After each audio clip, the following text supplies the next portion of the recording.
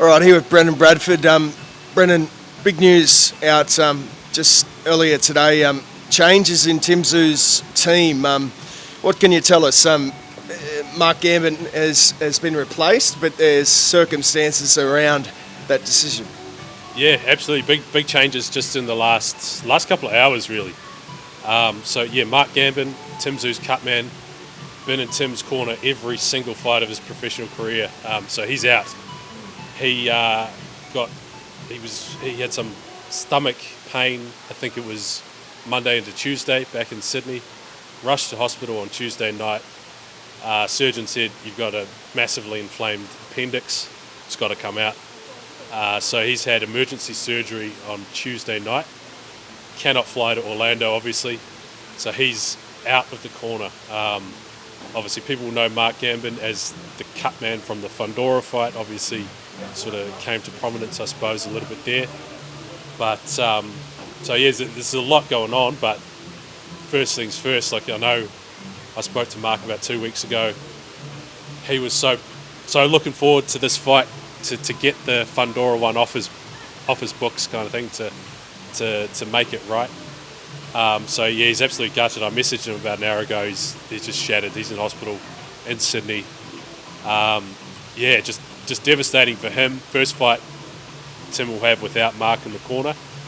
So that's another huge thing. You and I are going to talk to Tim in a couple of hours and see what he reckons. But bit going on. We've only been on the ground in Orlando for about 24 hours, and there's already a bit going on. How will that affect the synergy between Tim and his corner and Tszyu all around? Because as you say, he's never not had Mark Gambin there, or never not had the same team in his corner. I think Tim and his team are professional, and sort of they have that mindset enough that, hopefully, I don't think it'll affect them too much, but you never know. Come back to the corner and one of the guys that you've had for the last sort of 8 years now, and 20, 24, 25 fights isn't there. You never know. And what if Tim gets another cut and it's a guy he doesn't know? I'm not sure, but I think Igor's still in the corner. Igor Golubov, head trainer, Tim's uncle. I believe Dave Barker will be there as well. So familiar faces. Now, I'm pretty sure when I spoke to Igor, he said Nikita might be helping in the corner as well. I don't know. Some more breaking news for you. I could be wrong, but that's what he said. We have to follow that up today as well. So who actually is in the corner? So at this stage, they're still working through. So this only happened a matter of hours ago. I spoke to Glenn Jennings, Tim's manager. I think it was probably 20 minutes after he found out. So they were still trying to work out what happens now, who replaces him. There's two likely options at this point. One is there's a guy in New York who is close with someone that Tim's been training with in Vegas. He might fly down. Or they might tap Matteo Tapia's Cutman to get a second gig on fight night. Matteo's fighting 2 fights before Tim, I think, so logistically that can work out. So those are the two options. They're trying to figure out what works best, how it'll work. Maybe there's a secret third option that they'll come up with, but at this stage, that's one of those two is what's going to happen. What are your thoughts on this fight in general? He's sort of an unknown quantity, this Bakhram. Not one of the big names, but he's got talent, he's got power. He's a world champion at the end of the day. I think a lot of people are forgetting that he is actually the champ. Yeah, absolutely. I think there's a lot of people who maybe don't know boxing. Even people that do know boxing are maybe overlooking Bakhram because he's not a huge name like your Crawfords and your Spencers, or even Tony Harrison and guys like this. But he's a very dangerous fighter. There's a number of reasons why guys like Jamel Charlo didn't want to fight him. He's a world champion, like you say. He's got a very good team. He's got a really good manager who doesn't just take on anyone. Igis Klimas, who had Janabek in Sydney the other week, and obviously got Usyk, Lomachenko, got a very good stable of fighters. So yeah, he's sort of an unknown quantity, but a very, very dangerous fighter. And a lot of people are saying that it's not going to be the sort of walkover that many people are saying it's going to be for Tim. You know, win this fight and what's next? Who are we fighting? What are the big names? It's going to be a tough test, and yeah, I think it's a tough fight for Tim. Now, you had a good yarn out earlier today as well about Tszyu and money and his relationship with money. A lot of, I guess, stigma and stereotype that Tszyu's had everything handed to him, but as he said to you that, you know, he's worked hard to get to this point. Yeah, absolutely. And look, no one's denying that he got, and Nikita, you know, certain doors open because of who their old man is and because of their last name, of course. And you'd be crazy not to tap into that if you were his manager, promoters and whatnot. But Tim had to fight on undercards, travel all over Australia and to New Zealand to fight for, you know, purses of $2,000-$3,000 at the start. And maybe it's easier to get sponsors on board because you're Tszyu, but he didn't always just have everything handed to him. He had to work hard. He worked at a he worked at a juice factory in his teenage years. You know, he wasn't. You know, he didn't have money. Like it's not like, you know, Kostya or, you know, his mum were paying for everything. He had to pay his own way and stuff like that. So he was on the factory floor, and yeah, in that story he's saying he wants to be the highest paid sports person in Australia, which is currently held by Ben Simmons with, I think it's like $30 to $40 million. So that's high. But he's like, look, these are the lofty goals. This is where I want to be. I want to be number one on that list, and, you know, among those NBA players and Formula One drivers and golfers that are currently in the top 10. Speaking on Kostya, every time Tszyu fight, it's always, you know, Kostya's going to come, he's going to come, and then an article comes out, Kostya can't make it.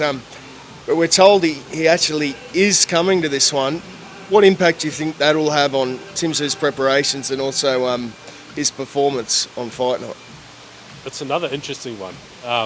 We're guaranteed that Kostya's landing in Orlando Thursday night. He's coming by himself.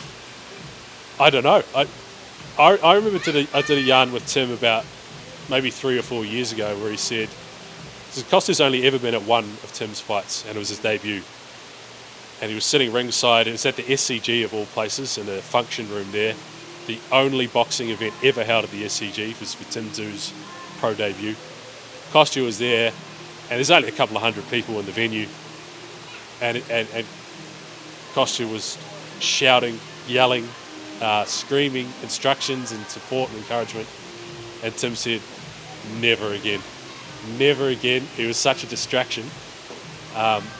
So he said this is back in 2020, 21, he said, the next time Kostya's allowed is when we're fighting in big arenas, big stadiums. We can put him up in a box somewhere so he can yell as much as he wants and it won't distract the corner and won't, you know, get in the way. But I don't know where they'll have him at this venue on Saturday night. But I don't know how it'll affect him. Maybe it might take some of the spotlight off Tim in the last couple of days. But, you know, we're all going to want to try and talk to Kostya for a little bit as well. Maybe it takes some of that pressure off his shoulders, because that's another thing of this last couple of weeks. It's been the Tszyu promotion show. We haven't heard from Bakhram. The promoters released a statement or a press release an hour or so ago with some quotes from Murtazaliev, and it's not too much in there. Like there's maybe a minute worth of quotes. So who knows? But yeah, maybe some of that workload that Tim's been doing, maybe Kostya can pick up some of the slack. Yeah, I'm curious because they obviously did that training camp earlier this year, and you know, I think I saw Tim say to Ben Damon he would have liked, you know, his dad's calming presence in the corner in the Fondora fight. So you'd be curious to see if he might be in the corner or around the ring, or, you know, it'd be interesting to see. Yeah. Do they give him instructions like you can be ringside, but just call your jets? I don't know. I don't know if Kostya's able to do that. Like, you know, we've seen the post-fight FaceTimes with Kostya and Nikita and Tim, and he's always right on. He's always watching their fights and whatnot. So it'll be interesting to monitor how it is handled on fight night. But also, I think it's an opportunity, a big opportunity for Tim to sort of show Kostya, I'm my own man now. Like, I've done this. This is me. Yes, you're here, but this is my show as well. Like,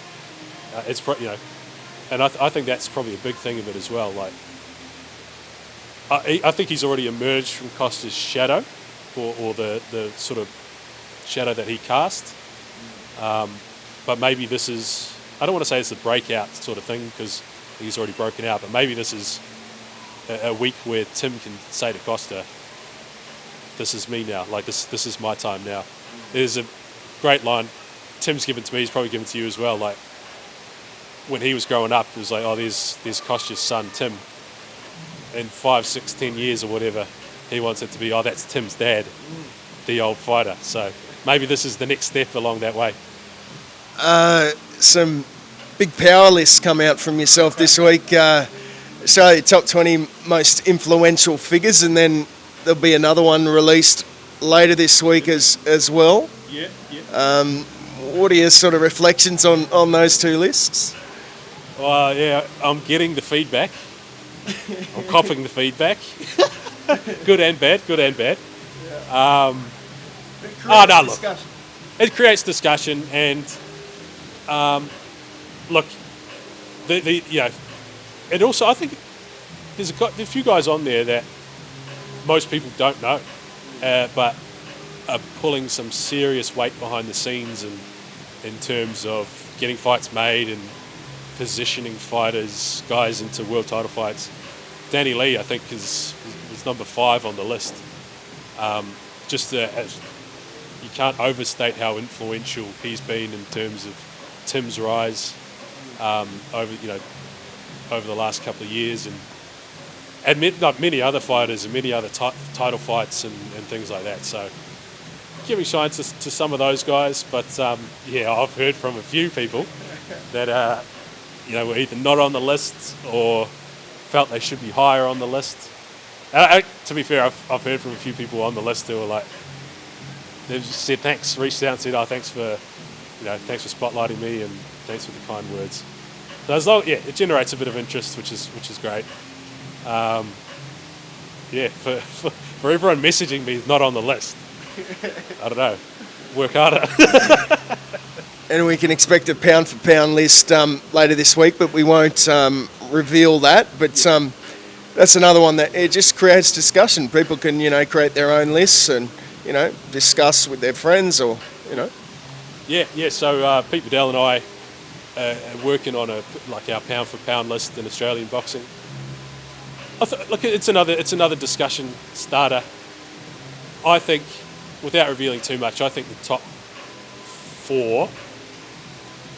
I don't think you can argue. You can argue with where they're positioned. I think top 3, even top 3, you can make arguments for any of the top 3 to be number 1 or number 2, number 3. It depends on what you value, how you see what you see a pound for pound list.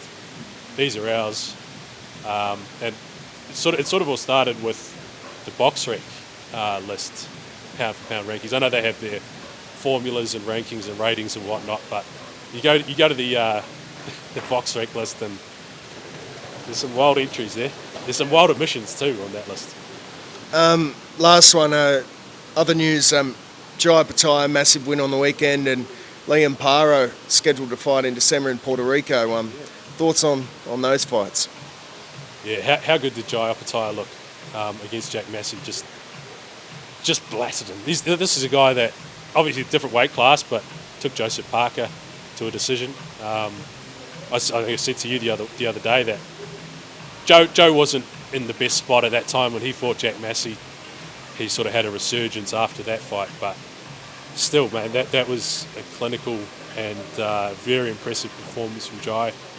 Surely we got unifications coming up for him next, either Billum Smith or Zurdo Ramirez. Jai's fought now Jack Massey. He had the Breeders' fight, and then he had Zorro and Thompson, Jordan Thompson. So, and I know Jai's would be of the mindset that he wants to fight the other champs. He wants to fight the best in the world. Like that's why he does this, right? That's why he sacrifices time away and risks his health and whatnot. He wants to fight the best. So we got to get the unification next. We'll wait for a couple of weeks to see Bellum Smith and Zerto, and then Liam Paro back to Puerto Rico. Another really interesting fight, Richardson Hitchens. Tough fight. Again, a tougher fight than similar to this week. Maybe a tougher fight than maybe people are giving Paro credit for, or Hitchens credit for. But yeah, it's a great time. It's a great month for Aussie boxing.